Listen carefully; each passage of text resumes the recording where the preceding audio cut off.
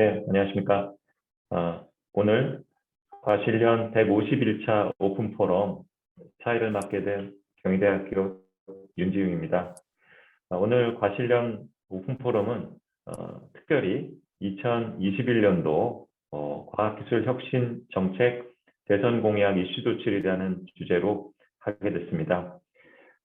저희 오늘 포럼의 주제는 이렇게 대선 공약 이슈들을 과실련 회원들이 도출했고, 이 도출한 것을 저희 대선특위위원장이신 김소영 교수님께서 발표해 주시는 자리입니다.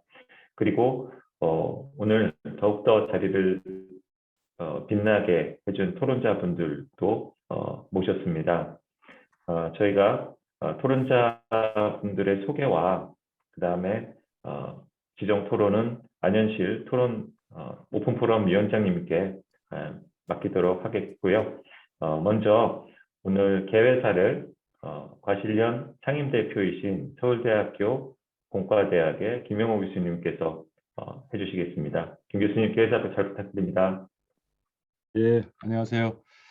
개회사라기보다는 인사 말씀 드리겠습니다. 왜냐하면 지금 다들 학교는 학교대로 또 비대면 대면으로 바쁜 시기이고요. 또 이렇게 또 입법부는 입법부대로 바쁜 시기이시고, 또 연구소도 연말로 가면서 또 다 바쁜 시기이신데, 이렇게 또 참여해 주셔서 너무 감사하다는 말씀 먼저 드려야 되겠습니다.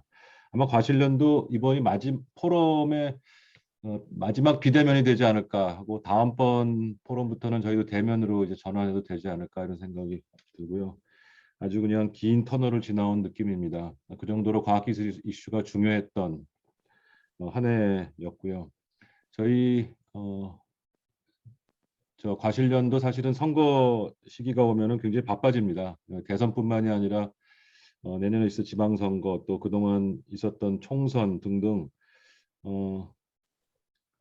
오늘 마찬가지로 저희가 공약을 이렇게 제시하기도 하고, 거꾸로 이제 공약이 나오면 또 여러 가지 지역구나 또 어떤 지자체에서 공약이 나오면 그거를 또 검증하기도 하고요. 그거 검증하기 전에 또 이런 특위를 만들어서 저희가 어떻게 검증할 건가 하는 프레임도 만들고, 아마 수개월 이상 준비한 결과라고 생각합니다.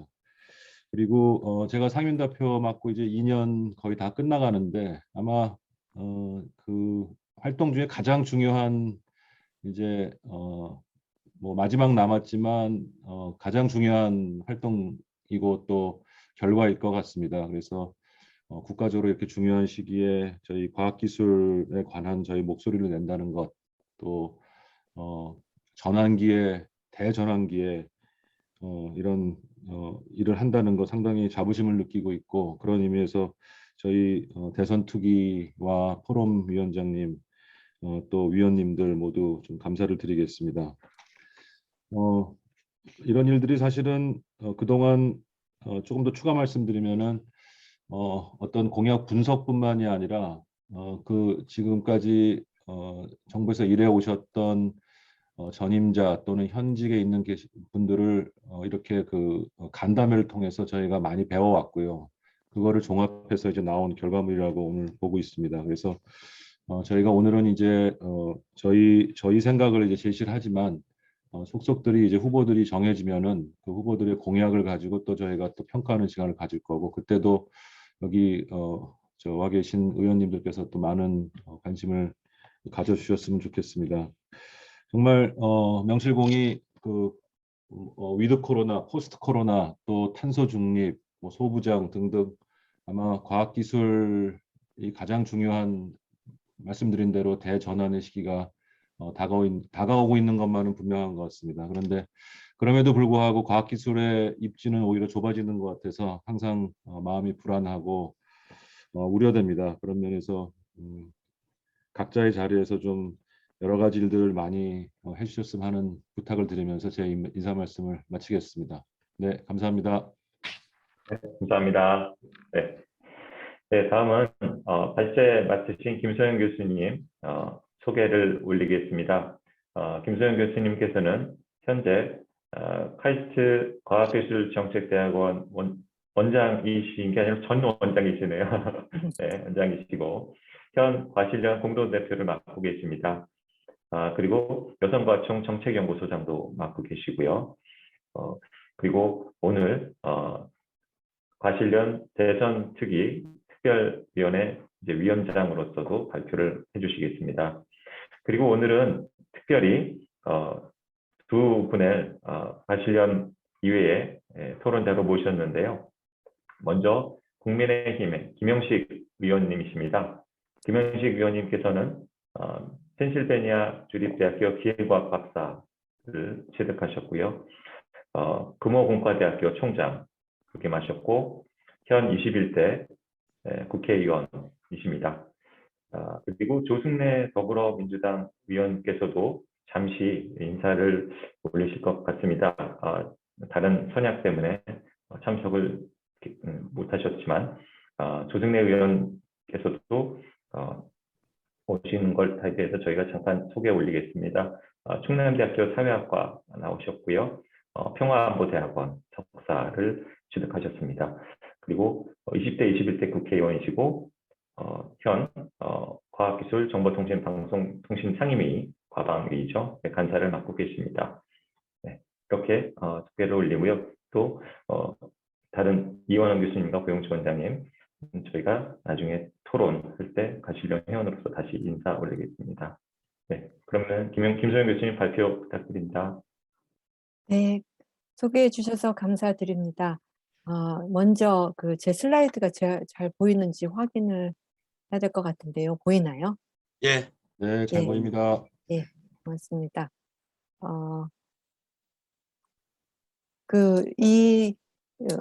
오늘 발표하는 자료는 사실상 저희 집행위원장님이신 윤지훈 교수님이 설문 디자인부터 시작해서 피드백을 얻고 하는 과정을 거의 전담을 하시고 저는 옆에서 와 열심히 해야겠다 이렇게 하면서 저도 비슷한 일을 많이 해봤는데 항상 실무로 일하다가 이렇게 실무가 따라주는 이런 훌륭한 위원장 자리를 주셔서 감사드리는데요. 올해 굉장히 특별한 해입니다. 오늘 발표드릴 것은 이 과실련 회원들이 어떻게 사실 22년 대통령인데요, 그죠? 근데 이제 2021년 지난 몇 달 동안 그리고 다음 주에는 국민의힘 이제 결정이 나잖아요. 그래서 이 대선 공약에서 특히 과학기술 분야에 무슨 이슈가 중요한가 이 과실련 회원들이 이렇게 소위 집단지성을 모아봤습니다. 오늘 발표드릴 내용이 주로 이제 설문에 관련된 건데 설문 결과인데 추가적인 이슈도 있겠습니다만 발표를 마치고 가급적 이 토론 시간을 많이 가져서 오늘 귀한 시간에도 불구하고 참여해 주시는 두 정당, 메이저 정당이죠. 더민주와 그리고 국민의힘에서 오신 두 분 의원님께서 좀 잘 이렇게 듣고 가셨으면 하는 그런 생각이 듭니다. 과실련은 아까 저희 대표님 말씀하신 것처럼 이제까지 대선 총선 관련해서 계속 규칙적으로 행사를 해왔습니다. 그래서 가장 최근에 이게 작년 2020년 4월인데 그때 정말 코로나 터져서 얼마 안 됐을 때 처음으로 비대면으로 하면서 이렇게 하는 게 제대로 하는 건가 싶었는데 그 후로는 모든 행사들이 비대면 되면서 너무 자연스럽게 됐는데요.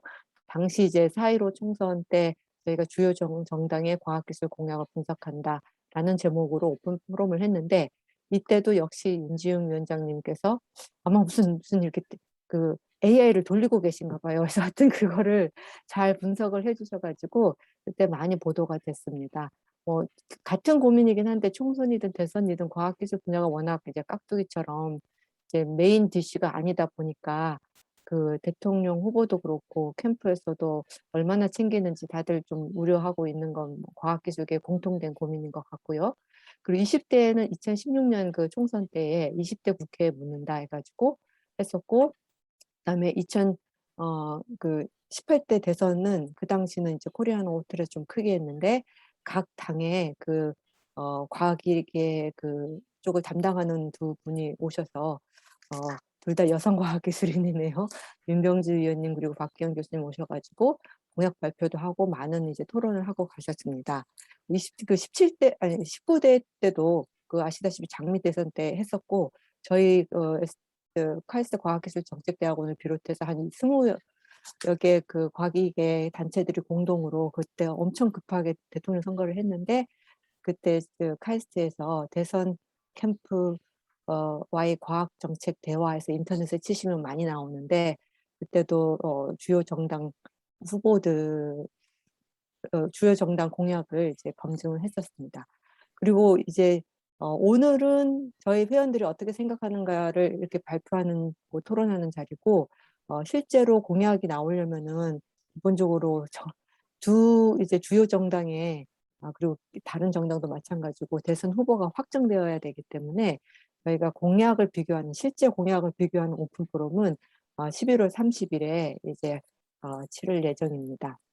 이게 조금 작아 가지고 이제 눈이 많이 아프실 텐데 저도 놓아 놓은 지가 한참 돼 가지고 이걸 어떻게 보여드려야 되나 마나 고민 많이 했는데 그 지난 2017년 때가 바로 2016년 알파고 터져서 딱 1년 지나 가지고 막 할 때라 가지고 이때는 과기 정책 공약에 제가 보기에 거의 뭐 50% 이상을 4차 산업혁명 갖고 얘기를 했습니다. 그래서 근데 4차 산업혁명 관련해 가지고는 크게 두 가지 관점이 있었는데 이제 다른 건 모르겠지만 이제까지의 뭐 여러 가지 그 국가 주도적인 그런 과학기술 혁신을 했었는데 4차 산업혁명만큼은 이게 이제 사회 전반적인 디지털 전환이니까 이거는 정부가 아니라 민간이 주도적으로 해야 된다라는 이런 입장이 있었고 반대라기보다 조금 다른 입장은 이때야말로 정말 정부가 선도적으로 프론티어를 이렇게 개척을 해야 된다 이런 게 있었고 결과적으로는 아시다시피 대통령 직속 4차 산업혁명위원회가 만들어졌고요.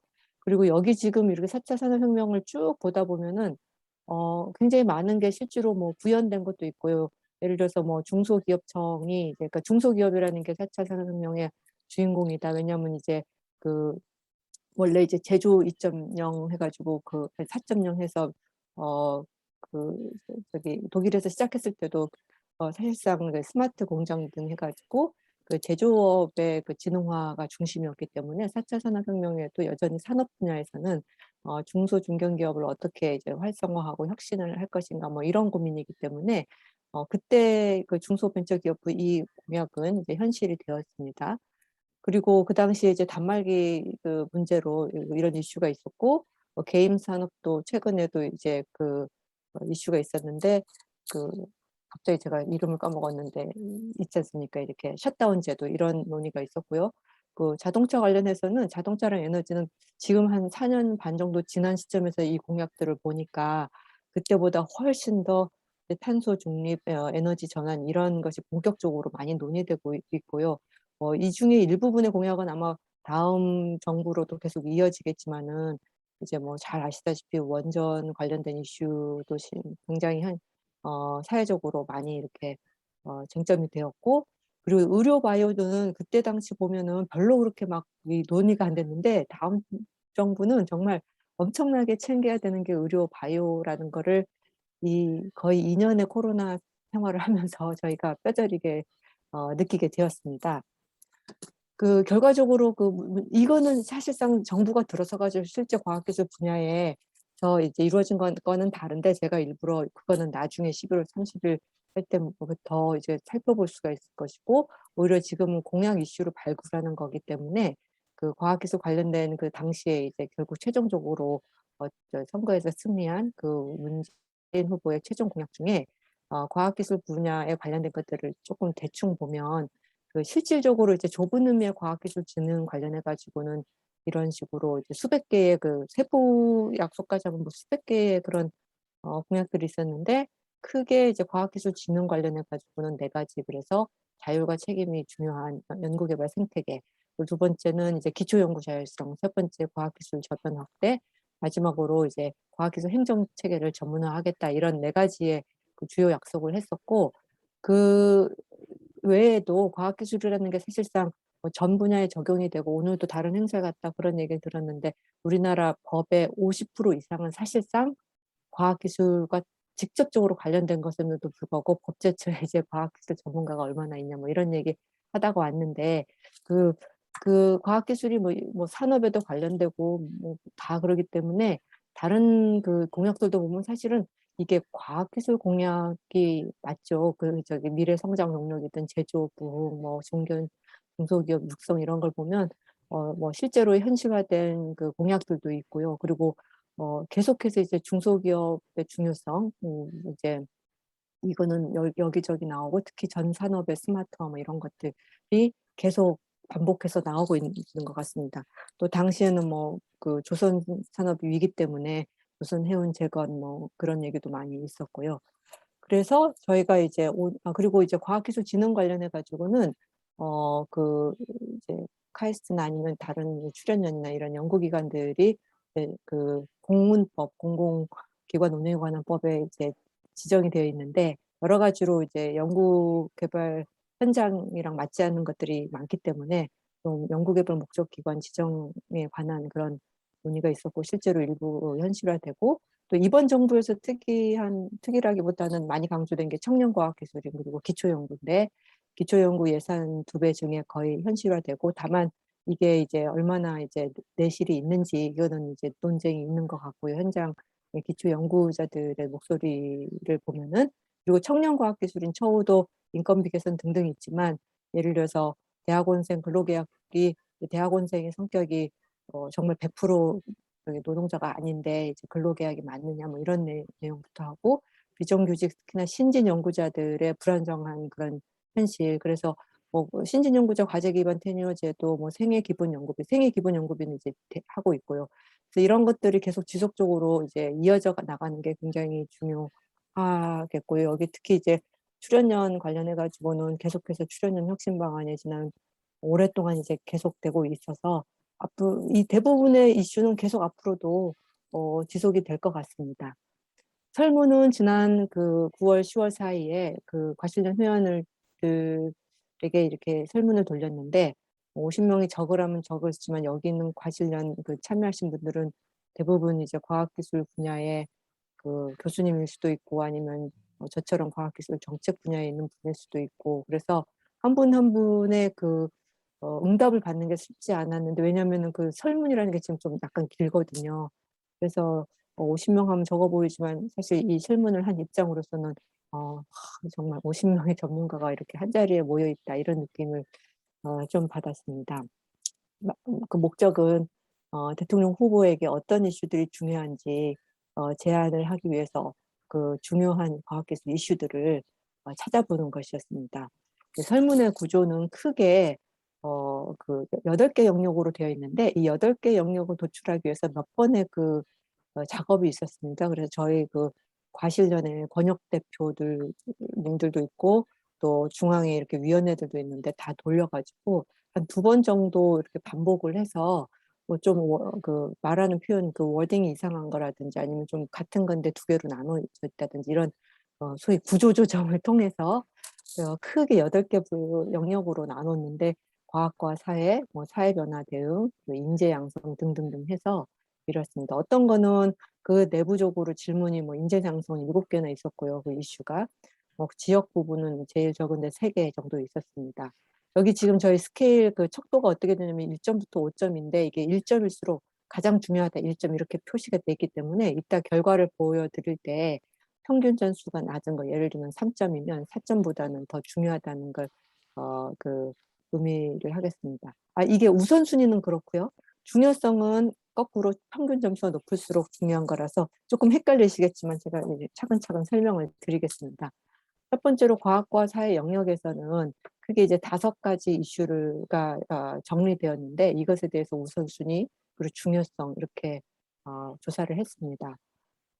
여기서도 나와 있지만은 그 과학기술을 활용한 사회 문제 해결 이거 중요하긴 한데 특히나 요즘은 이제 기후변화, 원자력 감염병, 탄소 중립 이런 여러 가지 이슈가 사회 소통이 굉장히 중요해지고 있어서 이 1-3 이것도 중요하게 이제 꼽아주신 것 같습니다. 사회 변화 대응 영역 관련해서는 오늘도 오전에 제가 학교에 큰 행사를 하고 왔는데 글로벌 기술 패권 경쟁 시대 첨단 과학기술 역량 제고 이거는 뭐 요즘 너무너무 많이 회자되는 얘기라서 이런 것을 포함해서 앞으로 기술과 사회 변화에 부응하는 우수한 과학기술 인재 양성 여기까지 되어 있고요. 개방과 협력 분야에서는 이것도 수십 년 대기된 거라 가지고 뭐냐면 이제 부처 간 칸막이 제거, 협력 제고 또 오늘 어쩌다가 행사들이 많아 가지고 이제 또 이제 부처에 오래 계셨던 80년대 말부터 부처에 계셨던 분의 얘기를 들었더니 이미 그때부터 다부처 얘기를 많이 했었고 이 정권이 바뀔 때마다 다부처 사업을 하자 하면서 했는데 결국은 흐지부지 되고 그래서 이제 이 칸막이 제거라는 게 그 공감대는 굉장히 있지만서도 이게 이제 공무원 사회에서 어떤 그 보상 체계라든지 뭐 그런 것들랑 딱 이렇게 얼라인 안 되는 것도 있고 여러 가지로 그런 이슈가 있었고요. 뭐 젠더 갈등도 요즘 아시다시피 이 그 2030 세대에 굉장히 중요한 어떤 사회적인 갈등 이슈 중에 하나가 이제 젠더 문제인데 이것도 과학기술 분야에도 없지는 않기 때문에 이런 게 얘기가 됐고 인재 양성은 아까 말씀드린 것처럼 가장 많은 이제 이슈들이 제기가 됐는데 과기 분야의 비정규직 연구원 굉장히 많고 지금 정규직 아니 그 비정규직 정규직 전환 문제가 정말 너무너무 힘든 여러 가지로 어려운 점이 많은데요. 이게 어쨌든 나와 있고 그리고 그 대학원생 이슈죠. 전문 연구 요원 제도가 지금 감축되고 이제 요원이 감축되는데 오히려 늘려야 된다. 그리고 박사후 과정 뭐 인턴 연구제, 대학원 특성화 뭐 여러 가지 그리고 고경력, 경력 단절 여성 과기 문제 이게 다 나와 있습니다. 다섯 번째는 R&D 영역인데 그 R&D 영역에서는 이제 부처 간의 그 R&D가 정말 굉장히 여러 부처가 동시다발적으로 하고 있는데 같은 프로그램이 여기저기 있어서 저기서 하는 걸 몰라가지고 사실 예산을 더 쓰기도 하고 하는 어쨌든 그 R&D 연계 조정이 뭐 그런 것도 뭐 중복도 있지만 또 하나는 이제 이어달리기가 중요한데 기초를 하고 나서 이제 붕 뜨는 현상이 있지 않습니까? 그 다음으로 넘어가야 되는데 정작 뭐 과기부에서 이걸 했는데 산자부가 그거를 받아서 더 하거나 이런 시스템이 안 돼 있기 때문에 뭐 예산 측면에서도 이게 이제 효과성이 좀 잘 안 되고 떨어지고 그러니까 이게 이제 단순한 예산 투입만이 아니라 그 이상으로 예산 투입한 만큼 효과를 내려면 지원이 체계적이라야 되는데 뭐 이런 얘기가 있고 또 연구재단이나 산대평 같은 전문기관들의 그 사업기획 역량도 강화돼야 된다. 그리고 여섯 번째 성과 확산 영역 관련해 가지고는 특히나 뭐 이런 얘기를 또 오늘 또 해야 될지 모르겠지만 이제 소위 R&D 패러독스라고 하는 코리아 R&D 패러독스라고 하는 그 문제에서 얼마나 그 기존에 이제 투입됐던 것들이 실질적인 기술 사업이라든 사업화나 아니면 사회 서비스 이런 걸로 나오고 있는가. 그리고 그런 게 아니더라도 기초 연구 같은 경우는 정말 얼마나 도전적인 걸 할 수 있도록 평가 시스템이 제대로 되어 있나 뭐 이런 이슈들이 제기가 됐고요.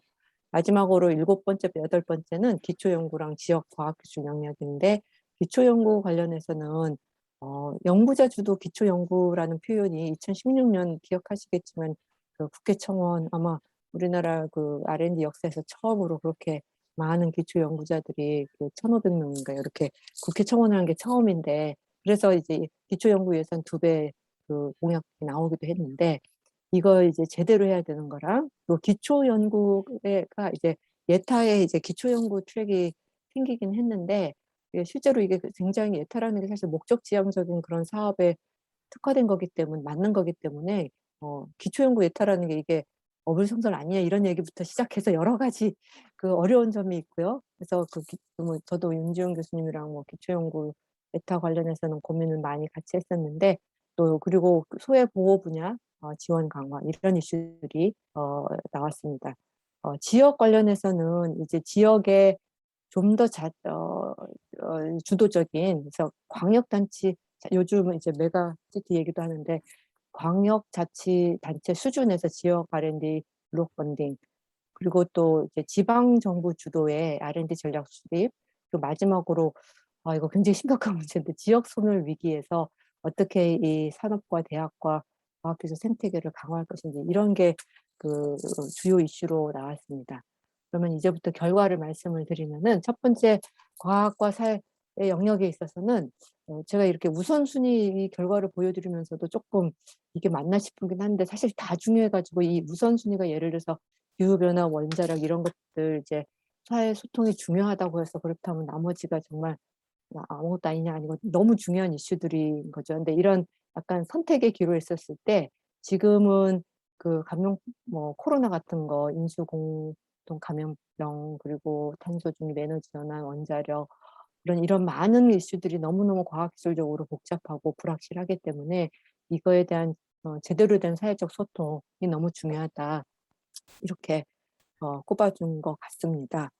그리고 두 번째 사회변화 대응 영역에서는 아니나 다를까 이 신문이랑 SNS에서 막 돌아다니다 보는 이 기술 패권 경쟁 시대에 이 과학기술 역량 너무 중요하다. 이게 정말 이제 우선순위가 높은 걸로 나타났습니다.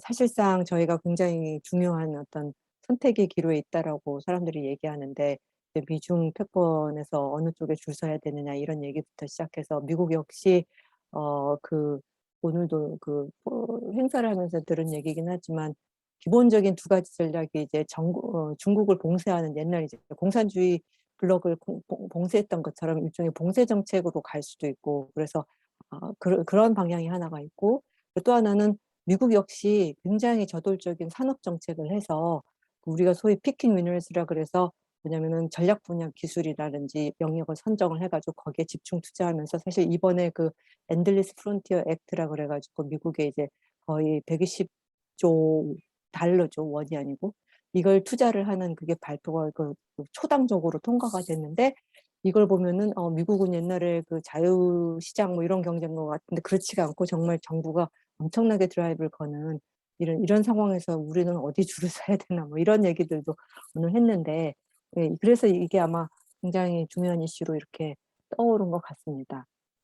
세 번째 개방 협력 관련해 가지고는 전반적으로 과학기술 거버넌스 행정체계 개편이 중요하다는 게 가장 이게 우선순위가 높게 나타났는데 요즘 그러지 않아도 대선 국면이기 때문에 뭐 거버넌스가 꼭 그 정부 부처 조직만을 얘기하는 건 아니겠지만 그중에 그 중요한 부분이 이제 과학기술정보통신부라고 하는 이 부처가 계속 남을 것인지 아니면은 뭐 요즘 디지털이 워낙 예전에 같은 그런 IT가 아니라 정말 사회 전반을 이렇게 드라이브하고 있기 때문에 디지털부 얘기도 나오고 있고 또 과학기술 이제 부총리제 이제 부활하는 문제라든지 여러 가지 하여튼 이 아마 대선 국면이기 때문에 특히나 이 행정체계 개편이 우선순위로 이렇게 나와 있는 것 같습니다. 다른데 중요한 이슈도 있지만 또 네 번째 인재 양성 영역에서는 저도 깜짝 놀랐는데 이 다른 잘 이렇게 뭐 저처럼 대학에 있으면 이거 굉장히 지금 민감한 문제인데 근데도 불구하고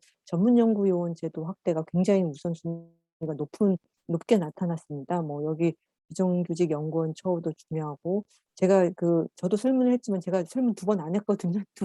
저도 한 표만 던졌는데 그래서 이게 지금 전문연구요원 제도라는 게 기본적으로 병역 특혜가 아닌 특례 제도임에도 불구하고 지금 이게 굉장히 이제 학생들이 지금 이공계 특히나 우수 학생들이 뭐 카이스트나 서울대나 이런 데 많이 들어오고 유학을 안 가거나 이랬던 것들도 전문연구요원 제도 때문인데 이게 너무 병역 제도로만 인식이 되니까 기존에 이게 이공계 인재 정책이라는 그런 측면이 많이 희석화돼서 막 그렇게 나온 게 아닌가 이렇게 생각이 됩니다. 근데 이따 토론을 할 때 조금 더 이 지금 우선순위에 관련돼 가지고 지금 첫 번째 우선순위만 얘기를 하다 보니까 제가 소홀한 부분이 있는데 토론하시는 분들께서 조금 다른 부분도 보완을 해 주시면 좋을 것 같습니다. 정부의 R&D 시스템 관련해서는 아까 말씀드린 것처럼 연계 조정 기능이 되게 중요하다. 이게 굉장히 또 중요하다고 저도 생각하는 게 예산이 이제 지금 정부 R&D가 30조를 육박하고 있는데 몇 년 전만 하더라도 제가 데이터를 보니까 5년 전만 하더라도 정부 R&D 증가율이 거의 0으로 수렴하고 있어서 우리는 뭐 20조 이상은 불가능하다 했는데 소부장 터지고 기술 패권 이렇게 하면서 정말 순식간에 10조가 더 늘어가지고 그런 만큼 그 돈을 얼마나 잘 쓸 것이냐가 되게 중요한데 거기서 부처들이 어떻게 이거를 굉장히 전략적으로 예산이 있고 전략이 따르는 게 아니라 전략에 예산이 따라가는 이런 형태로 부처 간의 R&D를 어떻게 조정할 것인지 하는 굉장히 중요한 이슈가 있는 것 같습니다. 성과 확산 관련해서는 기술사업화, 기술중개조직 강화 뭐 여러 가지가 있지만 그동안 오래 얘기했던 도전성, 자율성을 강화하는 제대로 된 R&D 평가 시스템이 가장 우선순위가 높은 걸로 나타났습니다. 이건 여러 가지 면에서 굉장히 좀 뼈아픈 소리긴 한데, 왜냐하면 저도 이런 얘기 한 지도 꽤 오래됐고 연구도 하고 정책 연구도 하고, 그런데 왜 이게 여전히 힘들까? 이제 더 이상 이 예산이라든지 평가가 아니라 이게 문화가 문제이기도 한데, 정말 이걸 어떻게 할지 참 고민이 많이 있습니다.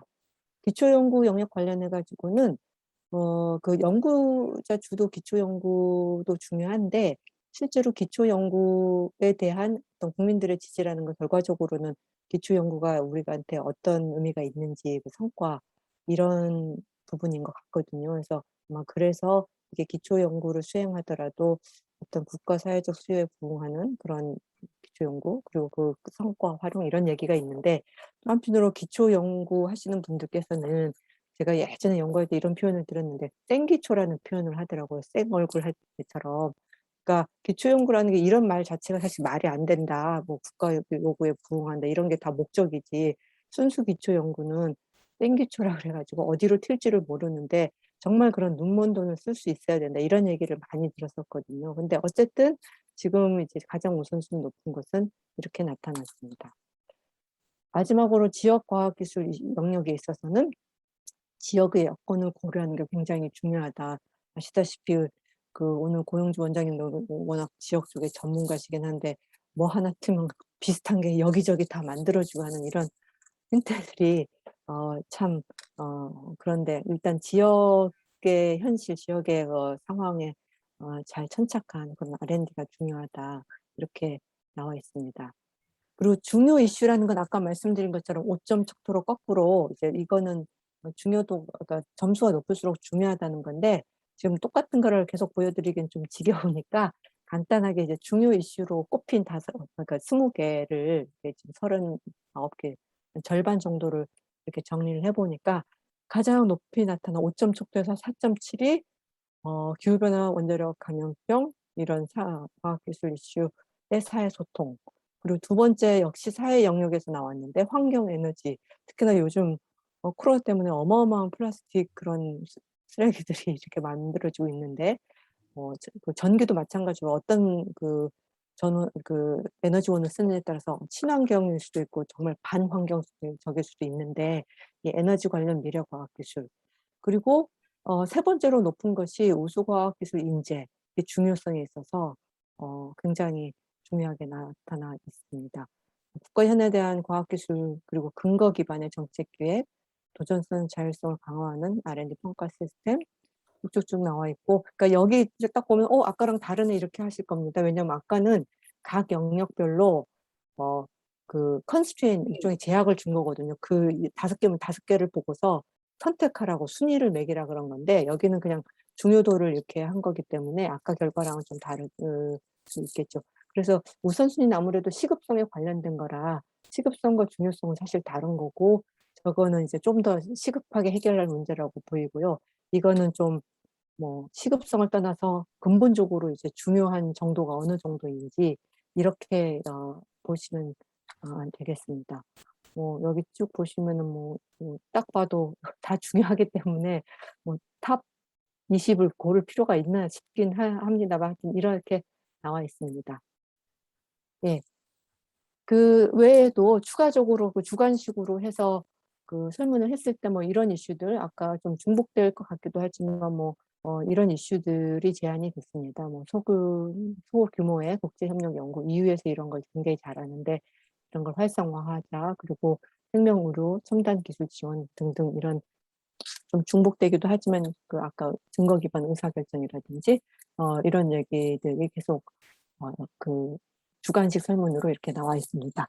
네, 제가 오늘 이제 그 발표는 여기로 간단히 마치고 이제 시간이 넉넉하기 때문에 오늘 또 저희가 모신 분들이 다 말 못하면은 말 못해서 서러운 분들을 다 모셨기 때문에 네, 차근차근 이제 토론을 하겠습니다. 발표는 이것으로 마치고요. 이제부터 사회는 저희 안현실 포럼위원장님께서 진행해 주시겠습니다. 그러면 우리 그 의원님 두 분 이렇게 먼저 말씀을 듣고, 그 다음에 우리 과실련 쪽에서 이렇게 토론자로 들어오신 고영주 원장님하고 이연원 교수님 이렇게 토론을 듣는 순으로 이렇게 가겠습니다. 우선 김영식 의원님, 네네. 예, 먼저 오셨으니까 first come first serve. 예, 먼저 하시죠. 예. 예, 조승래 의원님 반갑습니다. 예, 반갑습니다. 예, 먼저 들어왔으니까 제가 봤을 때 대선 공약 이슈를 잘 만들어 주셨고요. 저도 이쪽에 지금 우리 국민의힘의 과학기술연구 분야 쪽에 공약 단장을 맡았습니다. 그래서 이게 저한테는 아주 너무 좋은 자료이고 무엇보다 중요 이슈별로 잘 이렇게 분석을 해주셔가지고 무엇보다 감사하다는 말씀을 드리고, 중요한 건 이런 이슈들이 이제 어떻게 우리가 공약에 들어가고 그다음에 이것이 우리가 앞으로 우리 미래 먹거리 대한민국 발전을 이루어갈 것인가 하는 것이 무엇보다 저는 중요하다고 생각을 합니다.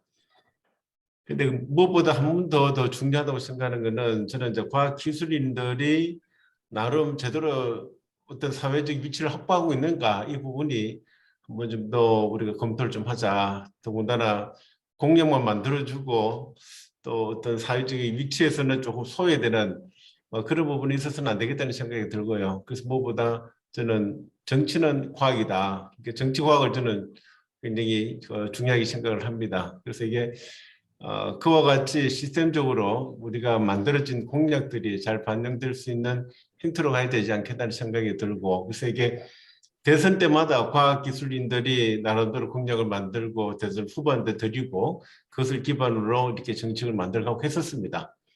근데 제가 느낌을 받는 거는 저는 과학기술이다 보니까 뭔가가 소모품이라는 느낌을 많이 받았었어요. 주체적으로 가지 않고.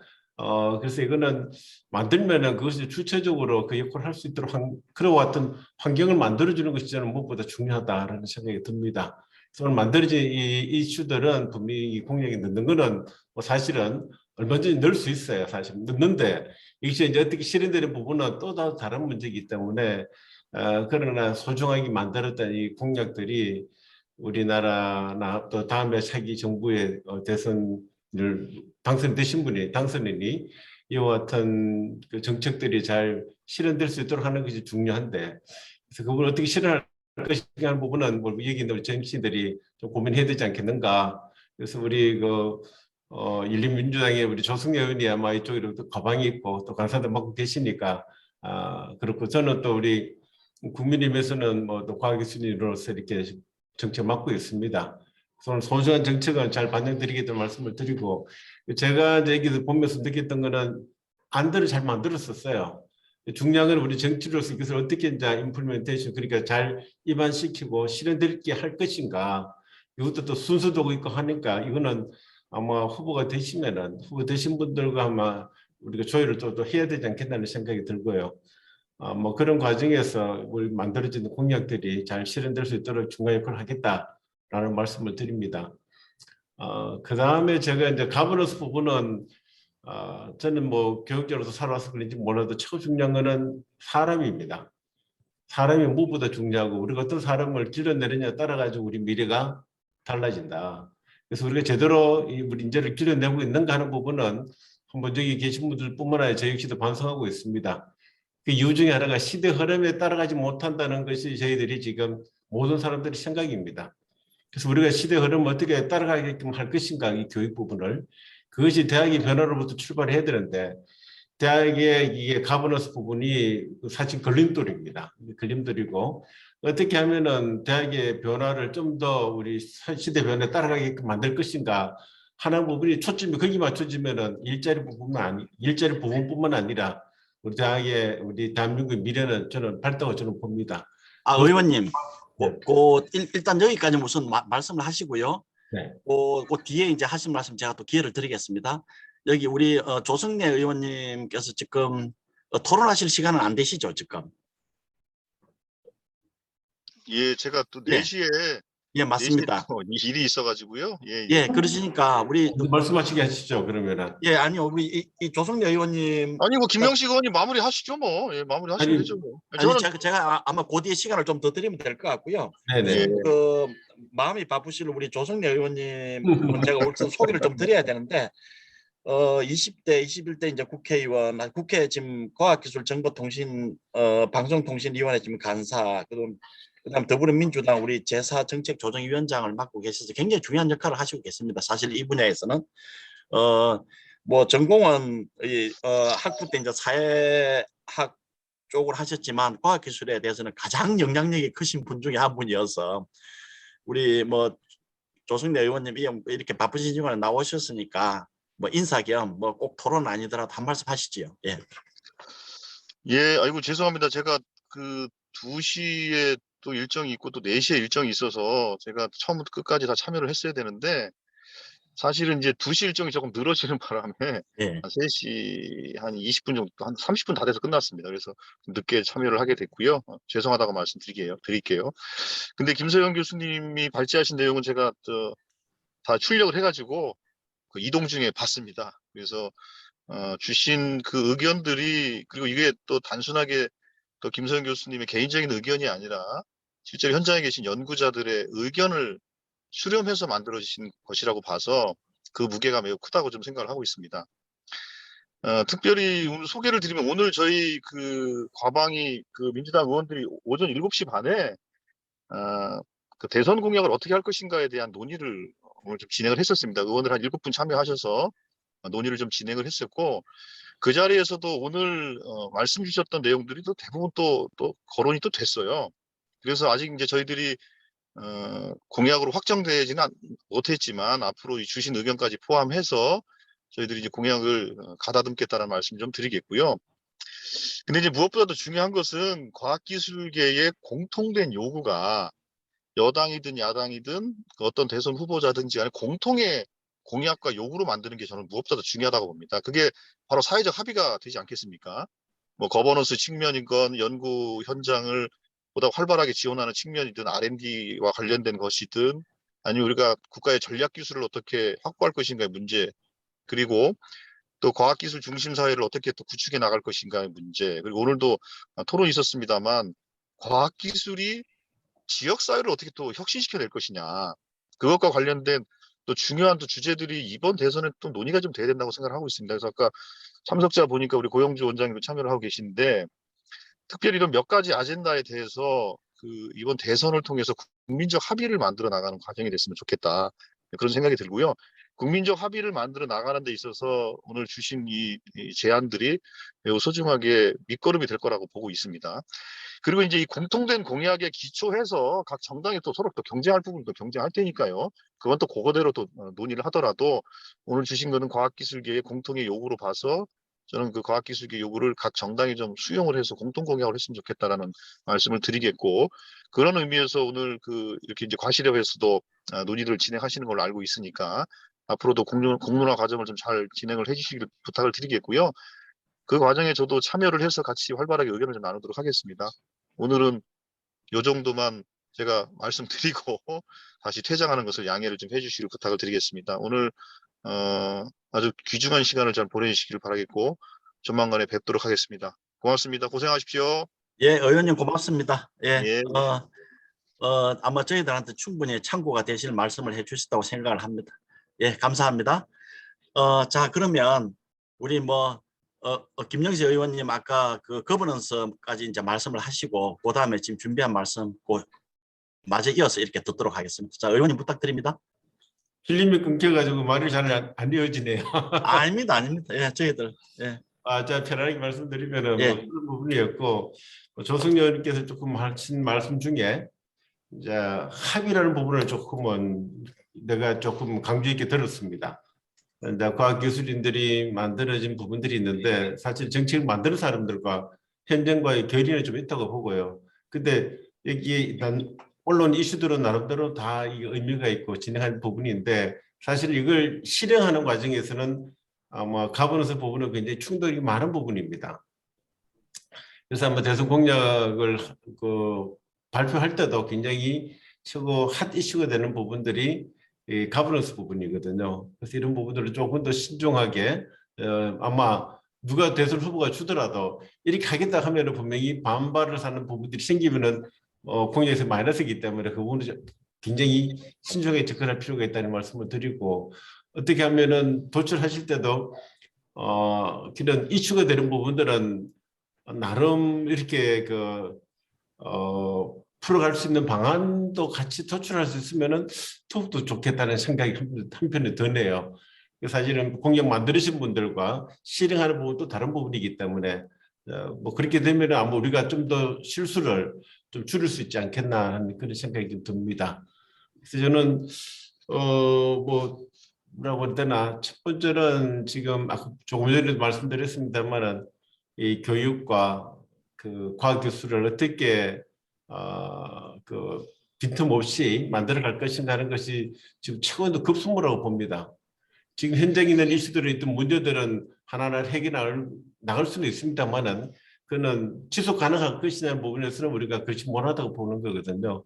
근데 지속 가능한 부분은 결국 교육이 뒷받침이 돼야 되는데 그런 부분에서는 조금은 그 연결고리가 매끄럽지 못하다는 부분이 모든 부분들이 공통적이다. 그래서 우리가 현장에 있는 사람들이 이것도 좋고 저것도 좋은데 이게 저는 무엇보다 급하다고 봅니다. 그랬을 때 우리가 좀 더 단단하게 더 먼 미래를 바라보고 갈 수 있지 않겠는가, 막 그렇게 생각을 해봅니다.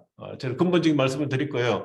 여기 있는 이 공약들은 저희들이 또 공약 집필하면서 좋은 부분을 발췌해가지고 함께 넣어가지고 좋은 공약 만들도록 하겠습니다.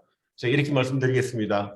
예, 예, 고맙습니다, 의원님. 예, 뭐 저희들이 이렇게 뭐 설문조사를 통해서 이렇게 아무리 좋은 공약을 이렇게 제안을 해도 결국은 뭐 국회에서 이렇게 나름대로 이렇게 결과로 이렇게 뭐 입법을 통해서 이렇게 내주셔야 뭐 과실이 맺어지는 거라서 어쨌든 의원님들에게 이렇게 큰 역할을 부탁드리면서 우리 가실년 내에 또 전문가들 토론을 이어서 듣겠습니다.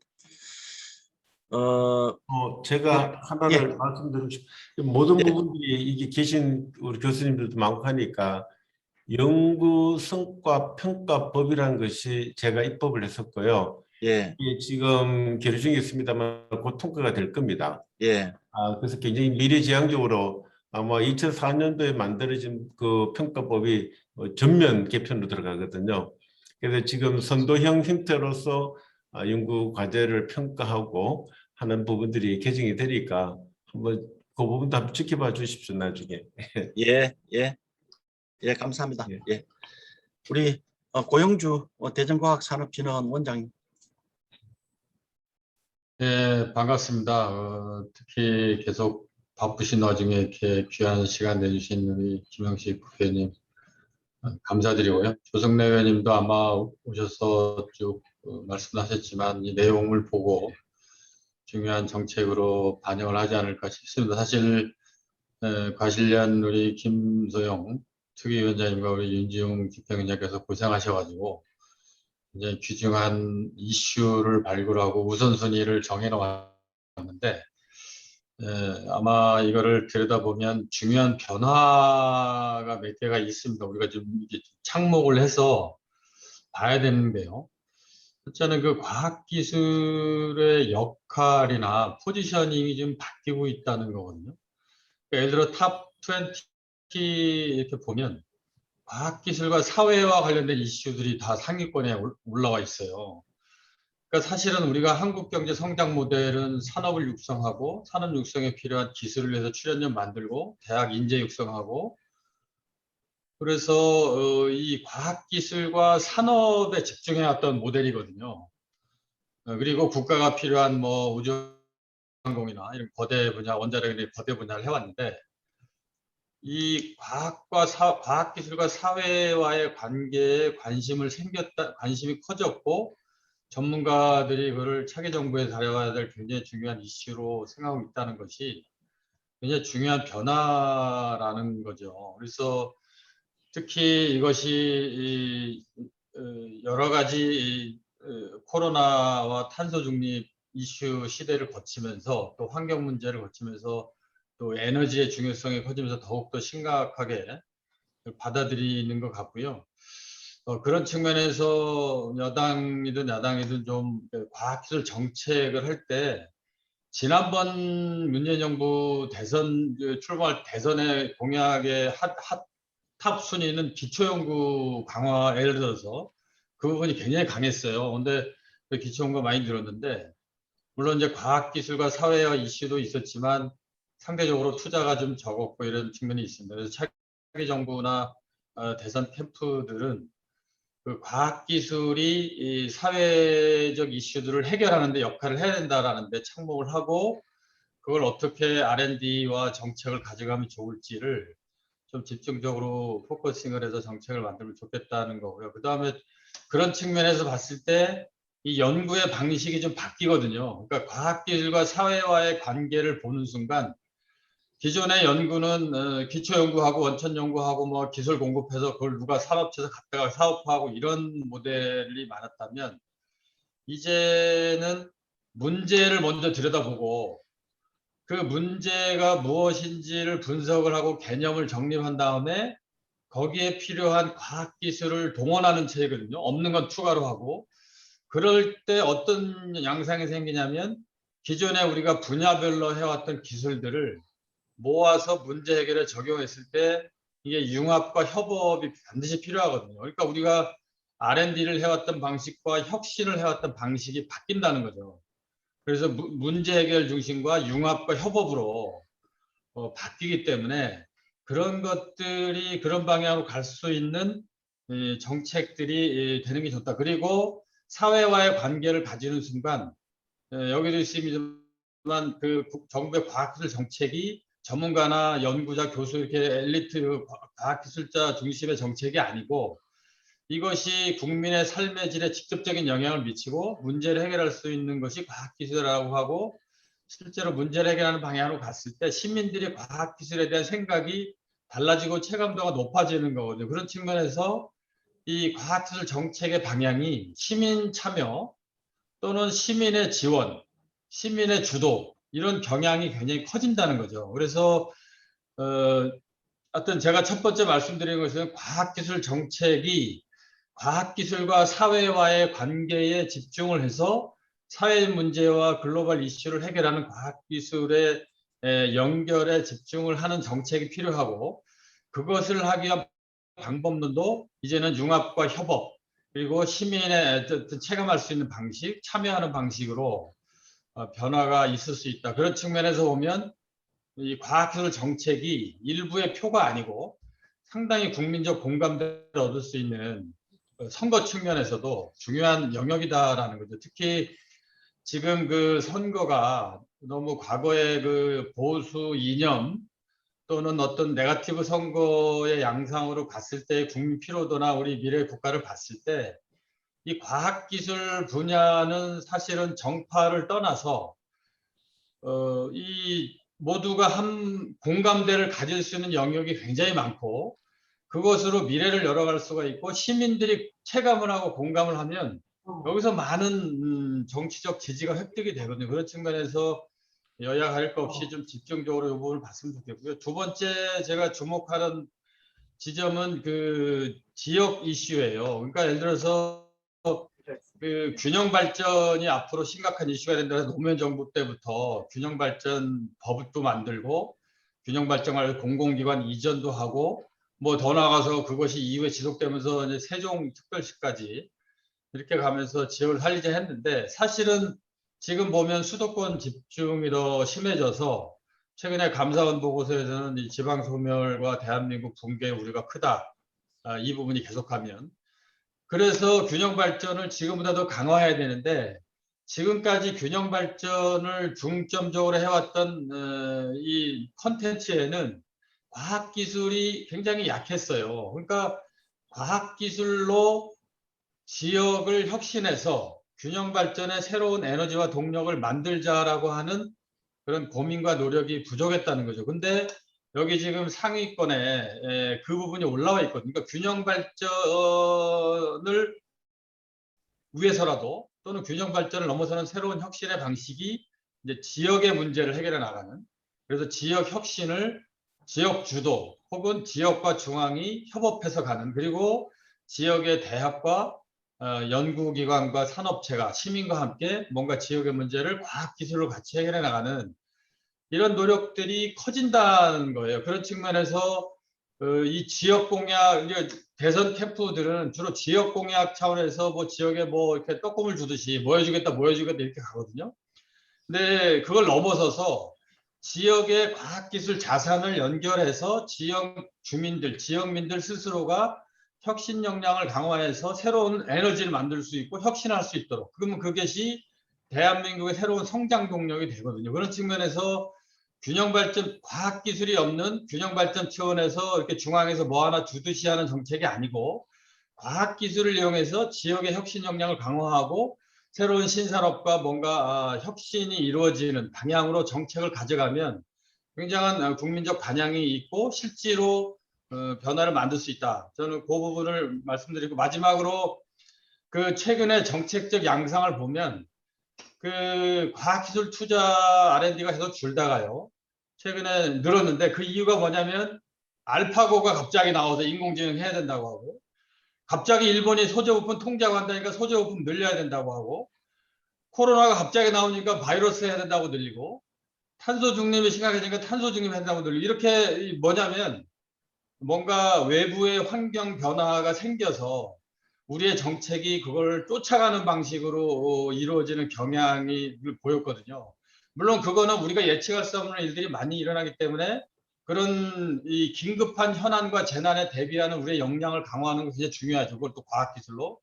그렇지만 과학기술은 조금 더 선도적으로 미래에 나타날 수 있는 여러 가지 위험 요소, 그러니까 국가 리스크 매니지먼트를 과학기술로 해야 된다는 거죠. 그래서 미리미리 역량을 축적하고 투자하고 서로 연결해 놓고, 그래서 미리미리 선도적으로 대응해 나가는 역량을 강화하는 것이 과학기술 정책의 핵심적인 영역으로 공약으로 들어오면 좋겠다. 하여튼 요 정도 말씀드리겠습니다. 네, 고맙습니다. 고맙습니다. 예, 우리 이연원 우리 부경대 교수님 부탁드립니다. 예. 저는 이런 토론회를 접할 때마다 제가 젊었을 때 가진 생각하고 이제 정년을 이제 가까이 다가가는 입장에서 바라보는 거하고 관점이 상당히 많이 바뀌었습니다. 옛날 우리 저도 기계공학 전공이니까 기계학교 총회에서 연세대학에 있는 김천욱 명예교수가 이런 말씀을 하셨어요. 자기는 젊을 때 이렇게 학교에 있는 사람들이 정치권에 가는 것을 굉장히 싫어했는데, 별로 안 좋게 생각했는데, 지금 정년을 하고 나서 한참 돌아보니까 좀 생각을 바꿔야 되겠다. 적극적으로 이 과학하는 사람들도 정치권에 좀 들어가야 되겠다. 그래야만이 이게 바뀔 것 같다. 이런 이야기 하셨습니다. 그런 면에서 우리 김영식 교수님, 김영식 의원님 역할 좀 잘 해주시길 부탁드립니다. 예, 감사합니다. 그거와 더불어서 이게 또 이제 권력의 속성을 조금 좀 알게 되니까, 야, 과연 이런 토론 몇 번에서 왜 의미가 있을까? 이런 회의감도 굉장히 많이 들고, 굉장히 우리 사회 많은 토론과 굉장히 많은 포럼이 이루어지는데, 과연 그 역량이 모아져서 어떻게 발휘가 됐는가를 따져보면은 별로 없는 것 같아요. 그래서 이런 거를 어떻게 우리가 참 효율적으로 한다는 것도 불가능한 얘기 같고, 어떻게 효율적인 측면은 굉장히 어려운 것 같습니다. 또 하나 이제 우리 고영주 원장님 계신 쪽이 대전과학산업진흥원인데 과학산업이라고 이렇게 되어 있습니다. 부산에서 서병수 시장에 나오면서 정책을 내서 키스텝을 본따서 비스텝을 만들었는데, 부산과학기술기획평가원 이래 되어 있는데, 정권이 또 바뀌면서 오거돈 시장이 있으면서 영어 명칭은 그대로 두고 한글 명칭을 부산 산업과학혁신원 이렇게 바꿨습니다. 부산은 산업과학혁신원입니다. 대전은 과학산업혁신원입니다. 그래서 어느 게 우선순위인가라는 그런 얘기를 제가 드리는 게 아니라, 영어로는 Science and Technology거든요. 그런데 우리는 과학기술을 붙여서 한 단어로 속어져서 이게 구분이 안 되게끔 해서 이렇게 해놓고는 전자인 과학, 기초과학을 해야만 모든 걸 되는 것처럼 또 이렇게 끌고 가는 거예요. 그러니까 어떤 집단이 권력을 잡느냐에 따라서 그렇게 행태를 가버린다는 얘기예요. 얼마 전에 인공위성 우리가 사 올렸습니다. 아마 항공우주원에서. 거기에서 과학적인 요소를 찾아라 그러면 아무것도 없어요. 다 테크놀로지입니다. 다 만들어진 과학적 원리를 가지고 뭐 액체 펌프 만들고 연소위 해서 하는 거 다 테크놀로지 영역이거든. 그런데 그 우리가 과학기술 영역 이래 과학을 처분해버리거든요. 그렇다 보니까 이게 과학기술 영역이라고 하지만은 이 기술자 쪽에서도 특히 저는 엔지니어링 쪽에서 생각하면은 엔지니어링은 순수 과학과 틀려서 엔지니어링은 여기에 산업하고 당연히 직결돼야 되고 여기에 들어가는 게 이코노믹스, 경제성에 들어가서 제품을 생산을 부를 창출하는 건 이쪽이거든. 과학 자체는 호기심이고 자연의 원리를 밝히는 거지 별로 돈은 안 되는 거거든. 이걸 바탕으로 해서 경제적 부를 창출하는 테크놀로지. 그래서 옛날 뭐 아인슈타인 이런 사람들도 테크놀로지는 오히려 무에서 유를 만드는 것이다 이렇게 이야기했거든요. 그런데 우리는 전통적으로 쟁이라는 것들 때문에 기술을 굉장히 천시를 하고 과학 뒤에 붙여서 항상 이렇게 같은 걸로 해가지고 좋은 거는 다 과학자에 다 가져가는 이런 구조로 되어 있습니다. 이런 거를 조금 잘 우리가 파악을 해야 될 것 같고, 그다음 테크놀로지 쪽에 오게 되면은 하이 테크놀로지고 로우 테크놀로지 기술자의 역할이 다 들리거든요. 지금 모든 실험실에서 첨단 연구하시는 교수님들, 과학자들 혼자 살 수 있는 게 별로 없거든요. 다 이제 협업을 이야기하고 밑에는 말단 석박사 학생들이 다 뭐 비커도 싣고주고 이렇게 해야 되는데 그게 같이 안 이루어지면 안 되는데 머리만 잔뜩 양성하고 중간 그룹, 하위 그룹은 없으면은 이게 건실하게 지속 가능하지 않거든. 그런데 이런 부분이 우리가 이제 제가 지역대학에 있다 보니까 이런 면에서 굉장히 느끼는데 과연 우리가 서울대학, 카이스트 몇 개 대학만 집중적으로 육성하면은 우리나라 잘 살게도 모든 국민 행복하게 살 건가? 저는 아니라고 보는 거죠. 서울대학부터 저 밑에 제주대학까지 이게 다 생태계인데, 이것도 하나의 생태계인데 이게 건전하게 조성이 돼야만이 이게 전체가 다 조화롭게 돼서 인재 육성도 되고 요소에 사는 건데, 기업들은 사람을 못 구한다 그러고 학생들은 잡이 없다 그러는 이런 미스매치가 결국은 그런 데서 오는 것들이 굉장히 많다는 거죠. 이걸 한번 좀 생각해 봐야 되고, 제가 77년도 학번이니까 제가 대학 다닐 시기에 소위 최근에 말해 연구중심대학으로 이야기하는 카이스트, 포항공대, 지스트, 디지스트 이런 대학들이 없었습니다. 카이스트는 석박사 대학원만 있었죠. 카이스트부터 해서. 그런 대학이 없다 보니까 지역에 있는 우수 학생들이 뭐 그때는 지금보다 못 살았으니까 서울대학을 안 가면 지역에 갔단 말이죠. 그런데 이게 바뀌면 인서울이 되다 보니까 지금 지역대학들이, 지역의 특히 국립대학들이 시설과 교수들은 옛날에 월등히 좋아져 불구하고 학생들의 자질은 굉장히 낮아서 지금 서울의 중위권보다 더 못한 형태로 돼 있어서 대학을 평가할 때 그 현재 연구자 교수들로 평가하는 게 아니라 학생 입학 성적 순으로 평가를 하죠. 이렇게 해버리고 그 다음 대학 평가를 굉장히 많이 하는데 서울대학교들 평가하는데 그 평가 왜 하는지 모르겠어요. 당연히 서울대 1등하고 카이스트 당연히 등하죠. 우수와 인적 자원과 시설과 예산이 다 들어가 있는데 평가하려고 그러면 인풋 대비 아웃풋 효율 개념으로 사실 평가하든가 그러면 지역대학들이 그렇게 못하지 않을 거란 말이에요. 그런데 그런 건 인풋을 하나도 생각 안 하고 아웃풋만 가지고 평가 너무 몇 편 나온다 이런 얘기 하거든요. 그래서 이 과학기술에서도 우리가 인재의 양성을 어떤 부류에 얼마나 양성할 건가, 우리 사회의 변화 발전에 따라서 아까 김영식 교수님 대학이 바뀌어야 나가요. 당연히 대학은 그렇게 바뀌어야 되겠지만 또 개인의 생존 입장에서 보면은 쉽게 안 바뀌려고 하는 게 인간의 속성이거든요. 그러니까 대학뿐만 아니라 모든 집단이 다 그렇습니다. 그런 걸 포함해서 이게 통합적으로 이제 생각을 해야 되는 거고. 그래서 제가 이런 거를 지역대학에 안 있었으면은 조금 덜 이런 관심을 가졌을 겁니다. 제가 아마 카이스트나 서울대에 있으면 이런 고민 안 할 겁니다. 가만히 있어도 학생들에서 오는데 왜 이런 고민 하겠습니까?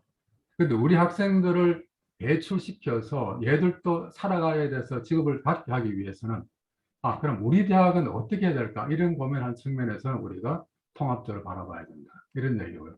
예. 또 한편으로는 우리 너무 사이언스 과학을 강조하다 보니까 논문에서는 강조하다 보니까 때로는 이 연구하시는 분들이 학생들을 하나의 연구 도구로서 취급하는 경향이 굉장히 자꾸 늘어나고 있거든요. 굉장히 조금 불편한 표현이긴 한데 그냥 논문을 쓰기 위해서 학생들 과제를 따와서 인건비를 주고 연구를 시키는 것들. 이런 것들이 과연 우리가 교육자로서 석박사 학생을 적절하게 지도하는 숫자가 어느 정도가 되어야 되느냐를 생각해 보면은 지금은 서울대학도 뭐 정원을 원치원 내린다 하겠지만 제가 동경대학에서 박사학위 할 때 그 기계과에서 교수들이 한 해 학생들을 2명 이상 안 받았고 다 이렇게 배분했는데 제가 한국에서 보니까 뭐 서울대학 가시도 어떤 교수는 완전 군단처럼 20명, 30명 대학원 데리고 사람처럼 이렇게 이야기하면서 이렇게 하더라고요. 그럼 걔들 어느 정도 수준이 있으니까 내버려둬도 적당한 수준 논문을 쓴단 말이에요. 그러니까 양쪽으로 많이 쓰죠. 이 양쪽으로 많이 쓰고 거기서 많이 나오다 보니까 그 출신들이 한국의 대학 교수를 딱 장악을 합니다. 또 그러니까 제가 아는 기계과의 모 교수, 서울대 카이스트 교수들은 자기 제자가 한국에 30명 정도가 한국 대학에 쫙 깔렸어요. 이렇게 되면은 동종번식이 되는 겁니다. 그래서 그 처음에 제가 한국 와서 동종번식 이런 얘기를 굉장히 많이 했어요. 요즘 그런 얘기 좀 들어갔습니다. 그래서 과연 예산과 인적당 한 곳에 다 몰아주는 게 옳은 얘기냐? 저는 그건 아니라고 보거든요. 그래서 지금 지역 소멸 이야기가 나오고 있겠습니다만은 결국 지역 소멸의 가장 핵심적 중 하나가 지역대학의 소멸이거든요. 그래서 이 지역대학을 좀 과감하게 좀 지원을 해서 살려서 사람 모이게끔 하고 그래야 지역도 같이 살아갈 수 있답니다. 이거는 서울에 있는 분들도 좀 이제는 찬성을 해야 될 것 같아요. 그동안 뭐 우리 한국 땅이 굉장히 좁은데 뭐 미국이 한 주밖에 안 되는데 무슨 지역을 사는 이런 얘기 했었죠. 그럼 뭐 서울에 있으면 어떠나 이런 건데 그러면 그거 좁은데 뭐 지방에 있으면 어떻습니까? 거꾸로 생각하면 그렇게 생각을 바꿔야 된다는 얘기. 그렇게 해서 인구도 좀 분산시켜 서울에 집중되는 걸 좀 폐해를 막고 지역도 살고 지역도 잘 살아 서울도 살고 이렇게 되도록끔 인재 정책도 마찬가지고 과학 정책도 마찬가지고 이렇게 통합적으로 생각하는 그런 좀 정책을 펴야 안 되겠나 이런 생각입니다. 이상입니다. 예, 고맙습니다. 우리 윤지웅 교수님께서 이제 뭐 여러 가지 이 작업에도 깊이 관여하시고 위원장도 하시고 오늘 뭐 또 집행위원장으로서 사회도 하시고 하셨는데 롤 모델을 토론자로 바꿔서 토론자 입장에서 한 말씀 해보세요. 네. 그 토론의 기회를 주셔서 감사드립니다. 저희가 이제 김소영 위원장님과 저희 이제 대선특위 위원분들과 다양한 의견도 나누고 온 오프라인으로 이렇게 했는데 결국 그 한 단어로 표현하면은 여러 외부 환경이 저희들에게 변화를 요구한 것 같습니다.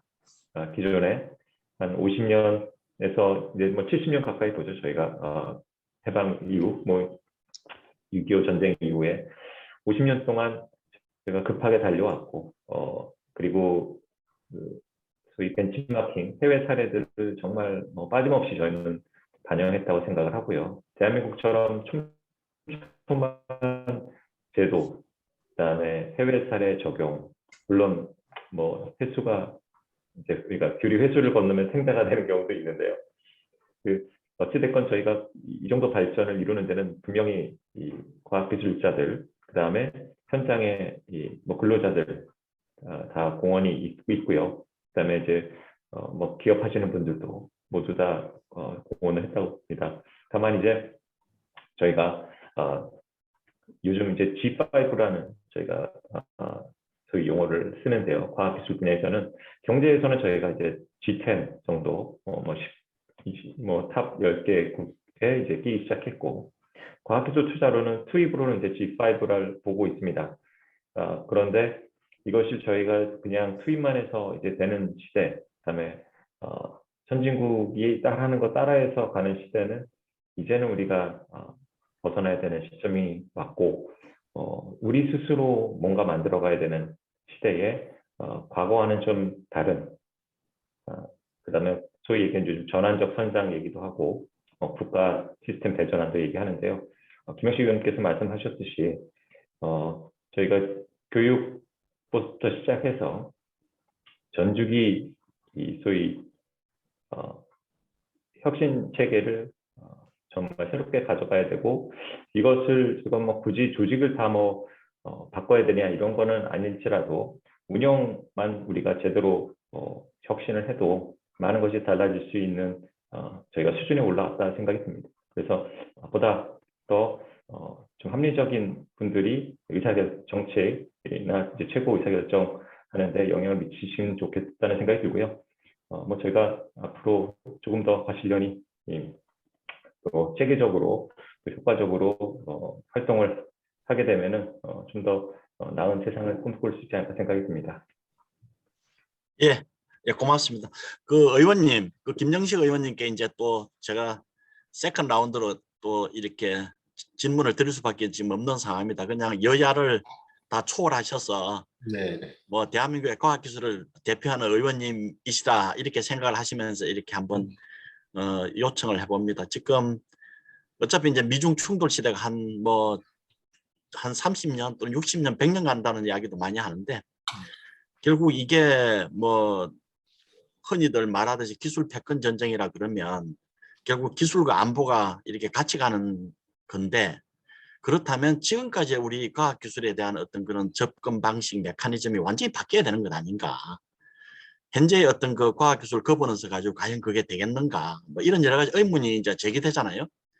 그리고 또 두 번째로 보면 이 디지털 전환 문제라든지 탄소 중립이라는 게 결국 그 국가의 명운이 달리는 어떤 대전환의 문제라는데 그 둘 다 핵심이 과학기술이잖아요.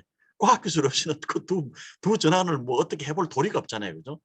그러면 결국 어떤 과학기술 이 부분이 국가 어떤 그 전략적 우선순위에서 굉장히 탑으로 올라가야 되는데 과연 이게 대한민국은 그걸 준비를 하고 있는가? 그런 어떤 그 디지털 전환이나 탄소 중립에 대해서 어떤 전략적 자원 배분을 생각하고 있는지 그 전략적 자원 배분을 가능하게 할 수 있는 메커니즘을 정말 고민하고 있는지 어떻게 보면은 제가 봤을 때는 지금 한 2022년에 들어설 새 정부는 그게 뭐 정권 교체가 될지 뭐 이런 그 뭐 어떤 그 뭐 정권 창출이 될지 그건 제가 잘 모르겠지만 2020년 새 정부 입장에서는 과학기술이 2022년 전하고 2022년 구로 나누어질 것 같아요. 그 정도로 굉장히 중요한 정부고 어떻게 보면은 역사적 맥락에서 보면 다음 정부가 굉장히 중요한 미션을 가지고 있거든요. 또 그 부분, 그 다음에 아까 우리가 이 연원 교수님 말씀하신 게 굉장히 중요한 부분인 게 또 하나 우리가 놓칠 수 없는 어떤 메가 트렌드가 인구 구조학의 변화입니다. 뭐 우리 저출산 고령화라고 이야기하지만 이게 인구 구조학적인 여러 가지 어떤 그런 변화가 오고 있는 거고 거기서 여러 가지 어떤 지방에 대한 문제 뭐 여러 가지 뭐 이런 소외 문제 국가 균형 발전이 뭐 이런 완전히 헛된 꿈으로 뭐 날아갈지도 모르는 이런 여러 가지 문제. 근데 이 인구 구조적인 변화 부분도 역시 과학기술적 대응 없이면 해결할 방도가 없어요. 그러니까 제가 지금 무슨 말씀 드리냐면 미중 충돌, 디지털 전환, 탄소 중립, 인구 구조 변화 이게 모두 과학기술을 국가 전략으로 객상시키지 않으면 어느 하나 제대로 뭐 대응해 나갈 수가 없거든요.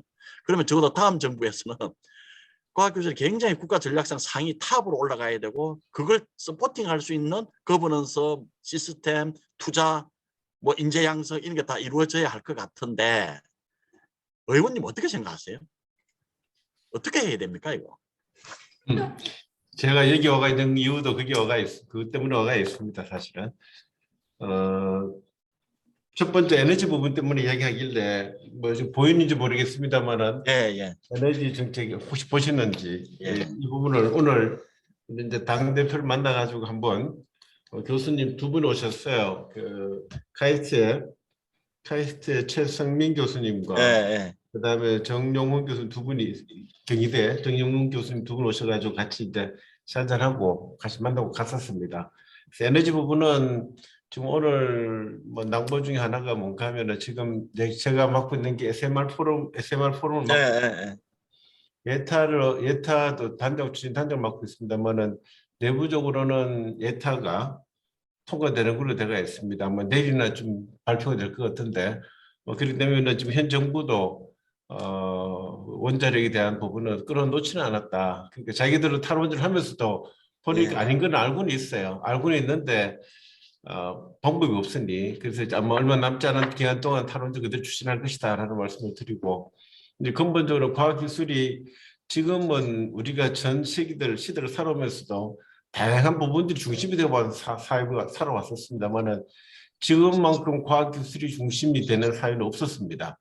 앞으로 가면 갈수록 그 중심의 영향력은 더 커질 수밖에 없는 시대에 저희 살고 있고 모든 부분의 환경이 그쪽으로 노출이 되어 있거든요. 그래서 아까 이제 이 트렌드가 바뀐다고 말씀하셔가지고 좋은 말씀 해주셨는데 우리 고영기 원장님께서도 두 가지 말씀하셨습니다. 그 과학기술과 사회 문제, 융합과 협업, 또 시민 참여 주도 이러는데 저는 이게 지금 그렇게 가고 있다고 저는 보고 있어요. 그래서 지금 제가 왔었던 부분도 하나가 뭔가 하면은 과학기술인이 시민들과 소통했었을 때 우리가 존재감이 있고 우리 자긍심을 느끼고 그러다 보면 발전할 수가 있다. 그래서 우리가 자연스럽게 중심축으로 갈 수밖에 없는데 지금은 그렇게 되어 있지는 않거든요. 그렇게 시민과 과학기술 따로 놀아기 때문에 저는 그렇다고 봅니다. 그래서 그와 같은 행태로 가도록 하는 것이 저희들이 굉장히 중요한 역할을 하고 있고 미중 패권이라든지 과학기술이 중심이 안 되면은 옛날에 우리 알잖아요. 총과 칼 싸움 쓸 때 저희들이 뭐 갔듯이 우리가 국가를 잃어버리는 하는 경우도 발생합니다만 그 모든 부분들은 결국 전 세계가 과학기술 어떻게 발전하고 있고 우리가 그게 뒤지지 않는다는 행태로 갔었을 때 힘의 균형이 이루어지는 거거든요. 힘의 균형은 결국 과학기술입니다. 국방도 과학기술입니다. 모든 부분에 과학기술 없이는 할 수가 없는 게 지금 세대이기 때문에 저는 무엇보다 이것이 탑으로 가야 되고 중요하다고 생각하고 다음에 누가 되더라도 그 부분을 내가 얘기는 하는 계속 그렇게 얘기할 것입니다. 그래서 비록 저 같은 생각을 가지신 분들이 여기 많이 들어왔으면 좋겠다는 생각이 들고요.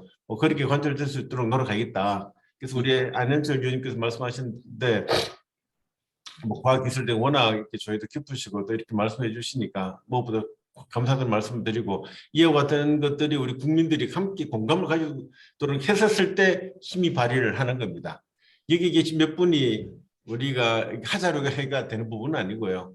그래서 이것도 아마 그 다음에 누가 대통령이 되든 그분들도 시민들의 요구가 있었을 때 그것이 우리가 중요한 위치로 갈 수 있다. 그 교과표로 연계되기 때문에 그래서 우리가 과학기술자들도 사회의 문제와 또 시민이 참여해가지고 함께 할 수 있는 그와 같은 이슈를 많이 만드는 것이 하나의 방향으로 저는 보고 있습니다.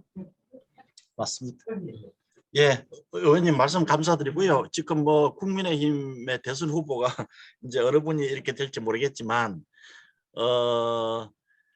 우리 어느 분이 되든지 간에 아마 그 국민의힘에서 과학기술 관련된 공약은 의원님이 아마 중심이 돼서 하실 것 같아요. 보니까 제가 보니까 밖에서 보니까 지금 국민의힘 혹시 맞죠? 간단하게 드리면 세 가지 공약이 큰 흐름이 있는데요. 예, 정치도 개혁해야 되겠고, 예, 그다음에 또 정책도 만드는데 이제 우리 국민이 체감할 수 있는 정책 만들자.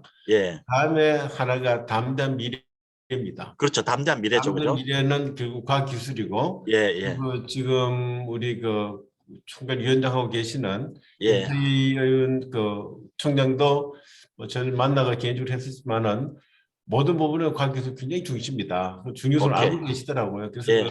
아마 그 부분 같이 갈 것 같습니다. 예, 그래서 뭐 어느 분이 후보가 되시든 간에 그 혹시 국민의힘이 과학기술과 관련해서 제일 첫 번째로 내세울 공약이 뭔지 이렇게 살짝 좀 말씀해 주실 수 없어요?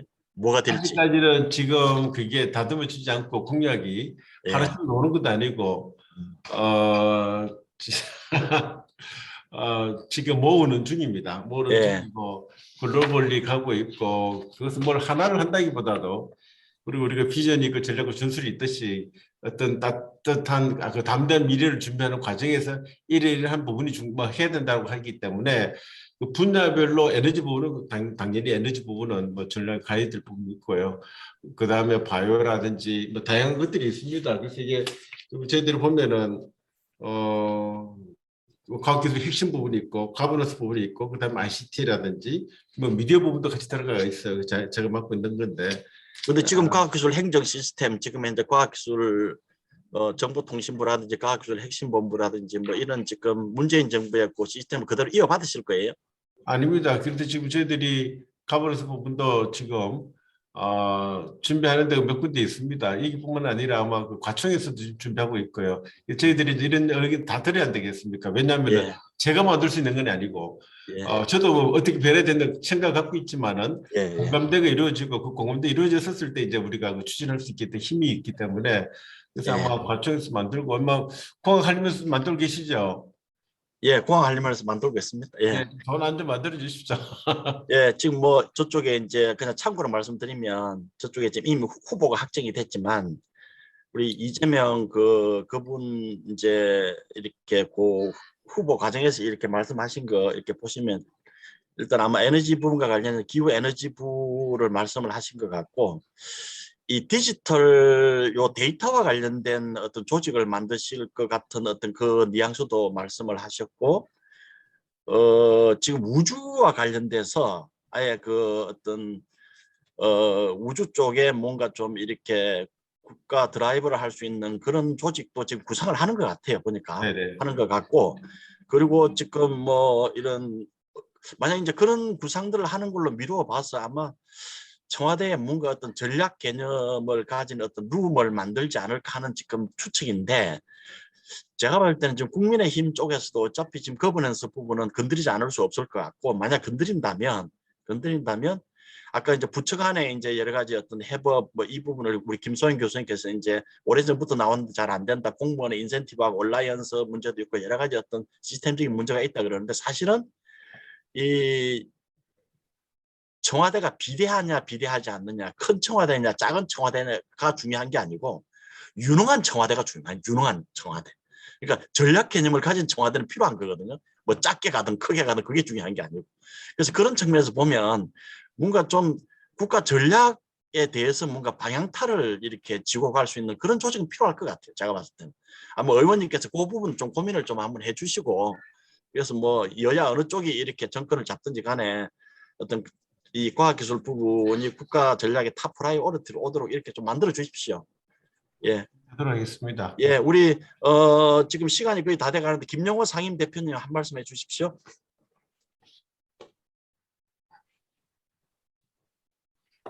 음소거 해주십시오. 볼륨 스피커. 예. 네. 시간 좀 됐지만 여기 지금 채팅방에 질문이 좀 올라왔습니다. 그래서 예, 봤습니다. 예. 이것도 조금 잠깐만 좀 전달해 드리면 어떨까요? 지금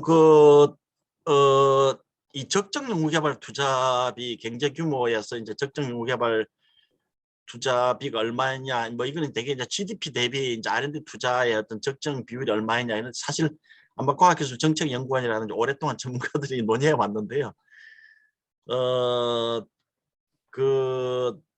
이 지금과 같은 이런 과학기술의 어떤 프라이어리티가 엄청나게 올라가는 이런 상황에서는 적정 연구개발비에 대한 과거의 모델이 더 이상 유효할 것 같지 않아요.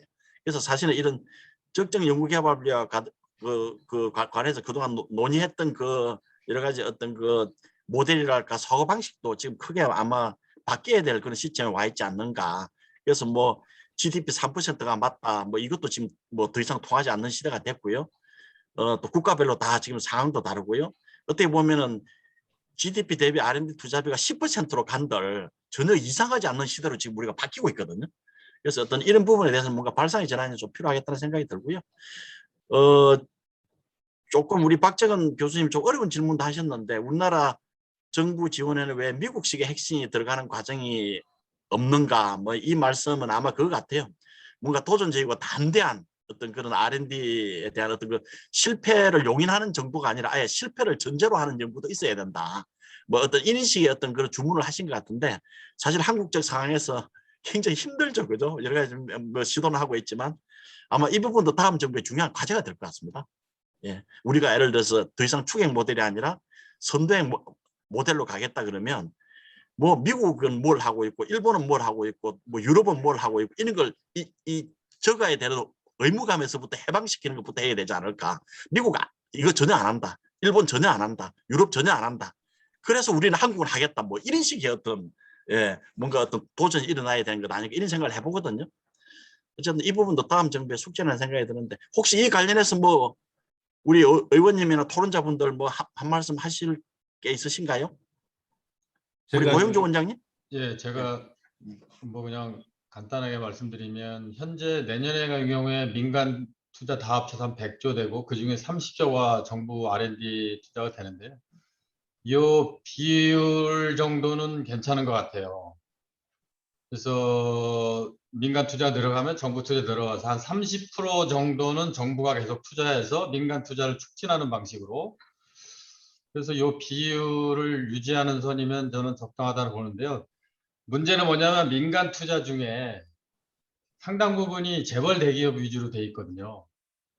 그러니까 요걸 좀 그 재벌 대기업이 아니고 혁신 중소기업이나 스타트업 쪽에 관련된 민간 투자가 많이 일어나도록 그것도 이렇게 지역에서 그런 스타트업을 만들 수 이런 민간 투자를 어떻게 하면 촉진할 수 있을 건가? 요게 하나가 있을 것 같고요. 정부 R&D를 놓고 보면 비율은 30% 좋은데 이 쓰는 방식, 이 투자 포트폴리오를 좀 다시 짜긴 해야 됩니다. 예. 그래서 그거는 뭐 아까 토론으로 말씀을 드렸는데 그런 것들을 좀 이노베이션을 아까 포함해서 다시 포트폴리오를 조정하는 과정이 좀 필요할 것 같습니다. 알겠습니다. 사실 이제 그 부분도 쉽지 않은 과제죠. 뭐 이런 과학기술 분야에서도 소위 이른바 기득권이라고 하는 세력들이 있어서 뭔가 이렇게 새로운 어떤 분배의 변화를 이렇게 추구하려다 보면 여러 가지 저항에 부딪힐 수도 있는데 이것도 굉장히 큰 숙제 같습니다. 예. 혹시 뭐 다른 또 우리 덧붙이실 말씀? 상임 대표님 뭐 네, 저기 마무리 말씀하시죠. 예. 네, 오늘 정말 알찬 시간이고 저도 아주 흥미롭고 또 잘 들었습니다. 특히 오늘 또 김영식 의원님 나와주셔서 너무 감사드리고요. 또 조승래 의원실에서도 저희 발표 토론을 또 듣고 계신 것 같은데 과학기술 저희 목소리를 중요하게 생각하시는 것 중에 하나는 의원님도 의원이지만 다음에 후보님들이 직접 나와서 잠깐이라도 직접 나오셔서 저희와 조금이라도 좀 대화를 해주시는 게 중요할 것 같습니다. 그래서 저희가 한 달 내에 조금 더 이제 진일보된 토론회를 한 번 더 하려고 합니다. 그래서 그때도 꼭 좀 참석해 주십사 당부 말씀드리면서 저희는 저희대로 또 더 알차게 좀 준비하도록 하겠습니다. 다들 아까 2022년이 굉장히 중요하다고 말씀하셨는데 다 국가를 위한 것이라 생각해 주시고 바쁘시더라도 꼭 좀 저희 과실련과 또 정치권 모두 좀 힘써 주시길 바라겠습니다. 네, 너무 감사드립니다. 예, 상임 대표님 그 마무리 말씀 감사드립니다. 우리 오늘 김소영 교수님 주제 발표 너무 잘 하셨고요. 정말 고생하셨습니다. 그리고 또 이 전체를 처음부터 끝까지 이렇게 준비해 주시고 뭐 이끌어 주신 우리 윤지용 교수님께 정말 경화의 말씀을 드리고 싶고요. 우리 윤지용 교수님께 박수 한번 이렇게 감사드립니다. 그리고 바쁘신데 우리 고영주 원장님, 이연원 교수님 토론 감사드리고요. 무엇보다 대한민국에서 정말 중요한 역할을 맡고 계시는 우리 김영석 의원님, 우리 과실련의 호퍼입니다. 호퍼시니까 항상 저희들이 무슨 일만 있으면 의원님께 바로 직보를 드리겠습니다. 어쨌든 많이 도와주시고요. 과실 회원인 줄 알고 계시죠? 알고 있습니다. 네. 그래서 우리 앞으로도 아마 우리 상임 대표님께서 아마 과실련과 관련해서 아마 의원님께 많은 도움을 아마 요청하실 것 같습니다. 잘 협조를 부탁드리고요. 네. 아무쪼록 이렇게 건강 조심하시기 바랍니다. 지금 코로나 관련돼서 여러 가지 확진자들이 늘어나는 추세였어요. 솔직히 지금이 더 위험하고 더 조심해야 될 상황이 아닌가 이런 생각합니다. 오늘 우리 과실련 오픈 포럼 참여해 주셔서 모두 감사드립니다. 고맙습니다. 감사합니다. 네, 고맙습니다. 수고하셨습니다. 고생하셨습니다. 네, 감사합니다.